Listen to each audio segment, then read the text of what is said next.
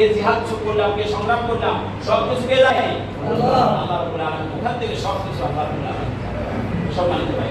তো আল্লাহ রাব্বুল আলামিন যে এই কথাটা বলছে, তাহলে আমাদের প্রিয় বস্তু যেটা, প্রিয় বস্তু আমাদেরকে কুরবান করতে হবে। তার মধ্যে এভাবে বলেছে, ইন্না সলাতি ওয়া নুসুকি ওয়া মাহইয়ায়া ওয়া মামাতি লিল্লাহি রাব্বিল আলামিন। আমার ইন্না সলাতি ওয়া নুসুকি, নামাজ, আমার কুরবানি, আমার ত্যাগ তিতিক্ষা, আমার সমস্ত কিছু কার জন্য? আল্লাহ। এই কথাটাকে মুখে নাও করে, আমার জান, মাল, অর্থ, সম্পদ, আমার জীবন মরণ সব কার জন্য? আল্লাহ। হযরত ইব্রাহিম, তোমাকে বেঁচে খুশি না তুমি অবাদাই না হু বেঁচে খুশি না তুমি, আমি জান্নাতি পশু দিয়ে আমি তোমাকে এইটার পুরস্কার দিয়ে দিলাম। সুবহানাল্লাহ। তাহলে কুরবানি ইব্রাহিম আলাইহিস সালাম ছেলেও কুরবান দিছে, ছেলে কুরবানও হয় না, জান্নাতি কুরবান হয়ে গেছে, আর ওই কুরবান কিয়ামত পর্যন্ত একই না।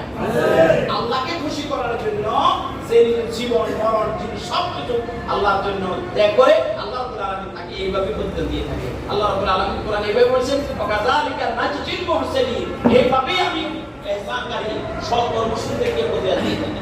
সম্মানিত ভাইরা, আযান দিয়ে দিছে, বেশিক্ষণ আর বলা যাবে না। এরপরে আল্লাহ রাব্বুল আলামিন বলেছেন, অর্থ সম্পদ আগে তুমি কি করবা?